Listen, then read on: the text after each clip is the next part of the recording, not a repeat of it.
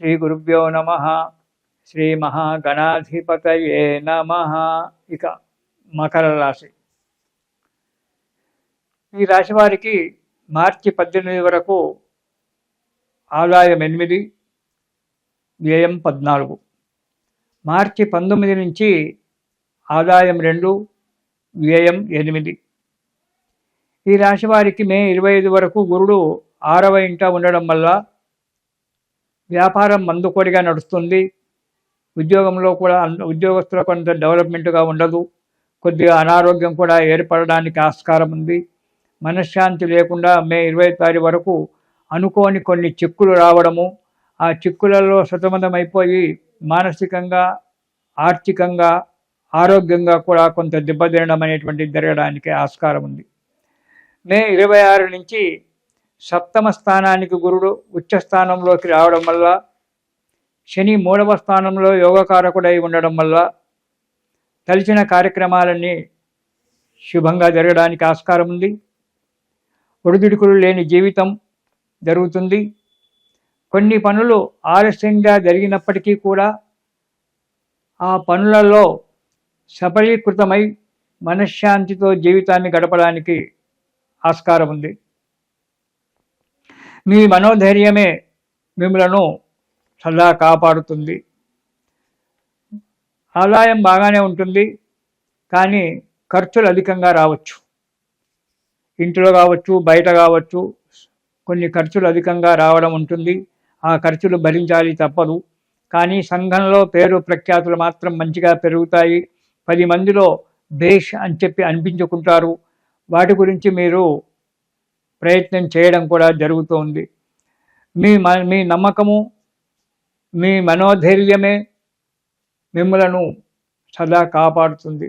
కాబట్టి మనోధైర్యాన్ని వదిలిపెట్టక ఓపికతో, శ్రద్ధతో కనుక పనులు చేసినట్టయితే వాటిలో విజయం సాధించడానికి మనకు అనుకూలంగా ఉంటుంది. కాబట్టి మనోధైర్యాన్ని వదిలిపెట్టకండి. ఓపికతో, మనశ్శాంతితో, నిదానంగా పనులు చేస్తూ రండి. దానివల్ల అనుకున్న దానికంటే ఎక్కువ లాభాలు కూడా రావడానికి ఆస్కారం ఉంది. స్థిరాస్తులు, చిరాస్తులు కొనేటువంటి ఒక యోగం కనబడుతోంది. కొంటారు కూడా. మీరు చేసే దైవమే, మీరు పూజించేటువంటి ఒక దైవమే మీకు ఎప్పుడు సహకారిగా ఉంటాడు.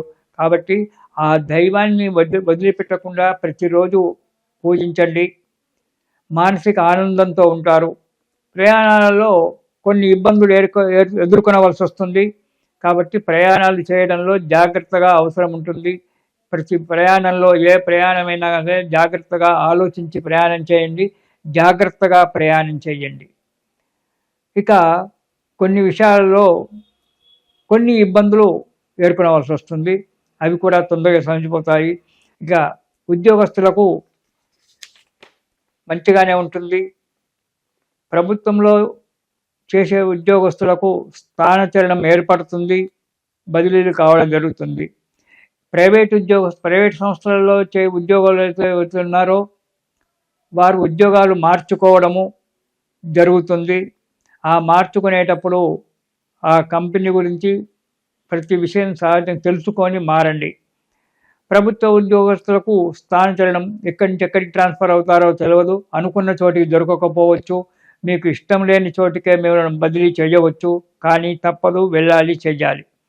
మే 25 తర్వాత ఉద్యోగస్తులకు, కొంతమంది ఉద్యోగస్తులకు అంటే సీనియారిటీ ఉండి మంచి పని చేసేటువంటి ఉద్యోగస్తులకు ప్రమోషన్లు రావడం అనేటువంటిది జరుగుతుంది. నిరుద్యోగులకు ఉద్యోగాలు రావడం జరుగుతుంది. పర్మనెంట్ కాని వారికి పర్మనెంట్ కావడం జరుగుతుంది. కాబట్టి మే 26 నుంచి కొంతవరకు ఈ మకర రాశి వారికి 75% మంచి జరుగుతుంది. 25% మాత్రం దెబ్బతినవలసి వస్తుంది. జాగ్రత్తగా ఉండండి. వ్యాపారస్తులకు అనుకున్నంత, ఆశించినంత ఆదాయం రాకపోవచ్చు. అభివృద్ధి బాగానే ఉంటుంది. కొన్ని అన్ని క్రెడిట్గా ఉంటాయి. రేపిస్తానులే, మాపిస్తానులే అని చెప్పి ఉంటారు. వాటి గురించి, ఆ లావాదేవీల గురించి జాగ్రత్తగా ఉండండి. ఎప్పుడైతే లావాదేవీలు ఉంటారో ఎదుటి వ్యక్తి యొక్క గుణగణాలు చూసి ఎక్కడ పోవు అన్నప్పుడే ఈ వ్యక్తి దగ్గర నా డబ్బు ఎక్కడ పోదు అనేటువంటి ఒక నమ్మకం ఉన్న వ్యక్తులకు మాత్రమే క్రెడిట్గా ఉండండి. తక్కిన వాటికి మాత్రం ఇస్తే తీసుకోండి, లేదా లేదు అని చెప్పండి. అంతేగాని అక్కడ మొహమాటం అనేటువంటిది పనికిరాదు. జాగ్రత్తగా కొత్త వ్యాపారాలకు ప్రయత్నం చేయడం జరుగుతుంది. కానీ ఆ ప్రయత్నాలు ఎంతవరకు సక్రమంగా జరుగుతాయో తెలియదు. తలకు సంబంధమైన వ్యాధి చేత కొంతకాలం బాధపడవలసి వస్తుంది. దాని గురించి వైద్యశాలలు తిరగడము, డబ్బు ఖర్చు పెట్టడం జరుగుతుంది. ఇక విద్యార్థులకు చాలా కష్టపడవలసి వస్తుంది. విద్యార్థులు ఏ విషయంలో శ్రద్ధ పెట్టరు. తల్లిదండ్రి కానీ గురువు గారు కానీ చెప్పినటువంటి ఒక మాటలు వినరు. మాదే గొప్ప, మేమే గొప్ప అని చెప్పి మాట్లాడుతుంటారు. ఎదురు ప్రశ్నలు వేయడము, ఎదురు జవాబులు ఇవ్వడము ఇలాంటివి జరుగుతుంటాయి. విద్యార్థులకు శ్రమ తగ్గిపోతుంది. దానివల్ల విద్యార్థులకు అడుగు ముందుకు పడడం చాలా కష్టం. అనుకున్న కాలేజీలో సీటు దొరకకపోవడము, ఇబ్బందుల పాలవుతారు. కాబట్టి విద్యార్థులు చాలా కష్టపడి ప్రతి అడుగు కూడా జాగ్రత్తగా అడుగు ముందుకేయాలి. అప్పుడే కానీ వారికి విజయం సాధించడం జరుగుతుంది. వ్యాపారస్తులకు అనుకున్నంత, ఆశించినంత ఆదాయం రాకపోవచ్చు. అభివృద్ధి బాగానే ఉంటుంది. అన్నీ క్రెడిట్గా ఉంటాయి. రేపిస్తానులే, మాపిస్తానులే అని చెప్పి ఉంటారు. వాటి గురించి, ఆ లావాదేవీల గురించి జాగ్రత్తగా ఉండండి. ఎప్పుడైతే లావాదేవీలు ఉంటారో ఎదుటి వ్యక్తి యొక్క గుణగణాలు చూసి ఎక్కడ పోవు అన్నప్పుడే ఈ వ్యక్తి దగ్గర నా డబ్బు ఎక్కడ పోదు అనేటువంటి ఒక నమ్మకం ఉన్న వ్యక్తులకు మాత్రమే క్రెడిట్గా ఉండండి. తక్కిన వాటికి మాత్రం ఇస్తే తీసుకోండి, లేదా లేదు అని చెప్పండి. అంతేగాని అక్కడ మొహమాటం అనేటువంటిది పనికిరాదు. జాగ్రత్తగా కొత్త వ్యాపారాలకు ప్రయత్నం చేయడం జరుగుతుంది. కానీ ఆ ప్రయత్నాలు ఎంతవరకు సక్రమంగా జరుగుతాయో తెలియదు. వాటి నుండి మీరు ఏ దేవుణ్ణైతే నమ్ముకుంటారో, మీ కులదేవత ఎవరైతే ఉన్నారో, మీరు ఏ దేవతనైతే నమ్ముకుంటారో ఆ దేవుని యొక్క నమ్మకం మీదనే, ఆ భగవంతుని యొక్క నమ్మకంతో జీవితాన్ని గడపండి. ప్రతిరోజు మీరు చేసుకుంటండి. లేదా ప్రతిరోజు రామరక్షా స్తోత్రం అనేటువంటిది, మీకు ఏ దేవుని మీద లేదంటే, ఏ గురువుగారి యొక్క మంత్రం ఏమీ లేదంటే రామరక్షా స్తోత్రం అనేటువంటి దాన్ని ప్రతిరోజు చదవండి. ఆ రాముడే మీ గుణను సదాకాలము రక్షిస్తూ ఉంటాడు. ఆ రామరక్షా స్తోత్రం చదివి రాముని యొక్క అనుగ్రహం పొంది ఈ సంవత్సరం సుఖంగా ఉండండి. ఇది శుభం.